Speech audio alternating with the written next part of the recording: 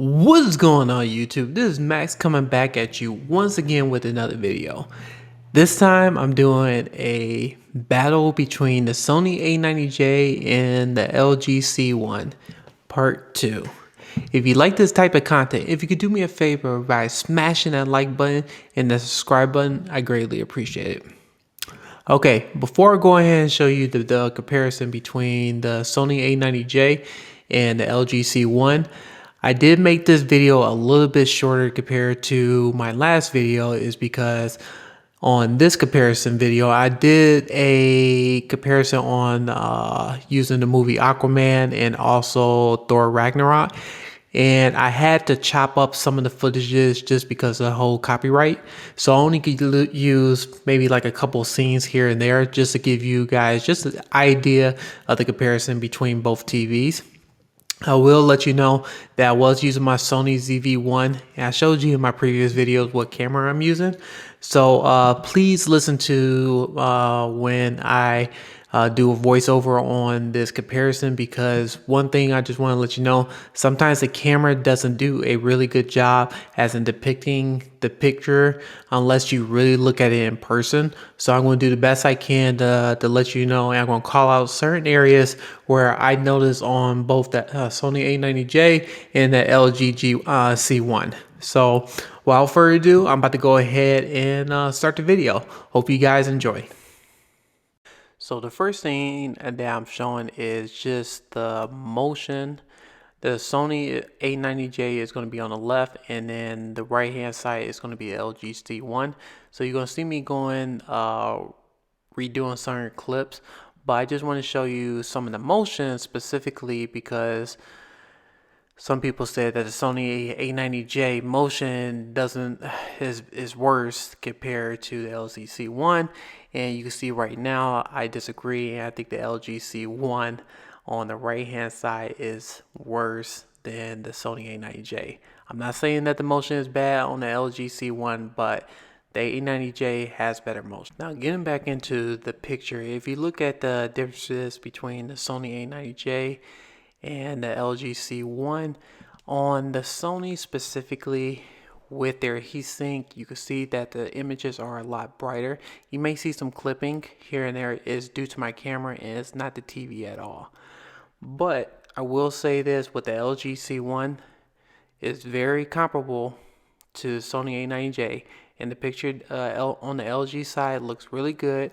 However, there is a slight push, and I mentioned this in my previous video with the red and orange. You can see it more on Aquaman and also on Amber Heard. I believe that's her name. But anyway, if you look at their faces a little bit more, the Sony A90J does a better job as in capturing that picture compared to on the characters. So I just wanted to point that out too.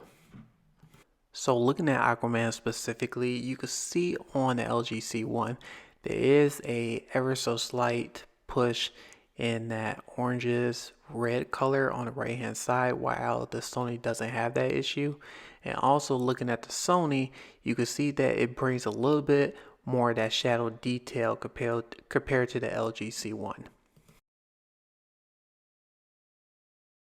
Now getting into Black Manta, if you look on the left hand side of the Sony A9J, you can see there's a lot more shadow detail that is showing on Black Manta compared to the LG C1. And I just noticed that on the LG C1 there is a little bit of black crush. It's not a huge, it's something that is significant, but I have noticed it when I was looking at the LG C1. On the Sony A9J, it's just that shadow detail is, like I said, they did a great job, especially with that processor and that heatsink. You can see it right then and there that it really brings out that TV. So some of these clips I'm trying to slow down just for everyone and also show the motion between both TVs. And you can see on the LG it's a little bit more choppier compared to the Sony A90J. But here's a good picture showing the shadow detail on the A90J compared to LG C1. But I will say this over and over again, the LG picture C1 is good.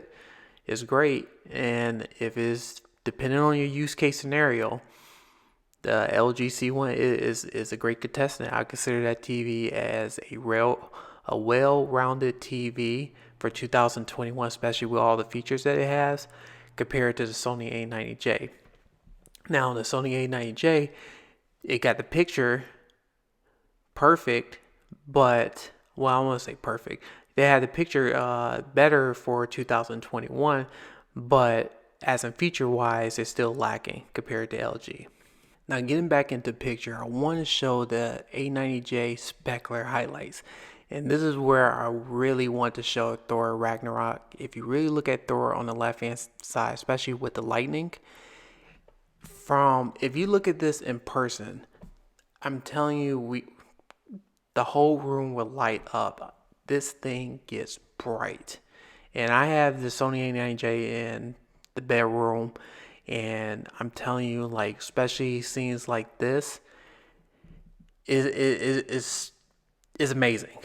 Whatever Sony is doing, especially with their processor and the heatsink, they really pushing this TV, especially this picture, to another level. And you really can see it, especially with looking at the highlights and looking at the black details and looking at the shadow. You can see right here where I start to slow up some of these picture frames, just to give you guys a good depiction of what Sony can really do.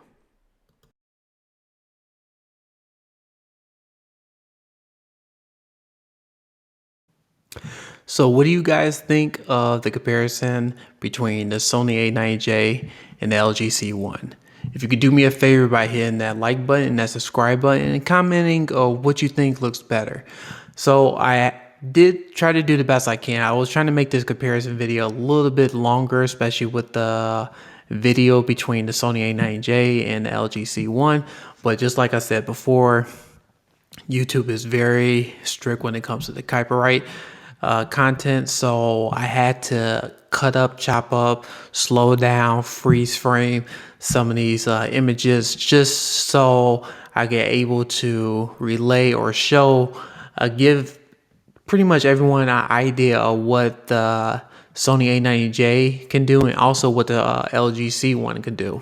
I will say this, and I said this just in my comparison before, put an emphasis. LG C1 is a great TV. Depending on the use case scenario, if you're a gamer and you really don't care about, like I could say, you don't watch a lot of movies and you really just strictly just game on this game more than you watch content, the LG C1 will be perfect for you. Now, if it's something for when it comes to movies, sports, pretty much anything you watch in content, you really don't play games that much, the Sony is going to be the better bet for those use case scenarios. And the reason is a lot to do with the processor, their new processor for 2021, and also their heatsink for the Sony A90J specifically. Especially when they drive in this OLED TV a lot brighter. And just like what I just showing you in some of those clips, it doesn't really give you a good true depiction because you are looking at this on YouTube. But when you see this in person, or I had to take this home, the TV, when it comes to specular highlights, and I will say this over and over again, it is amazing.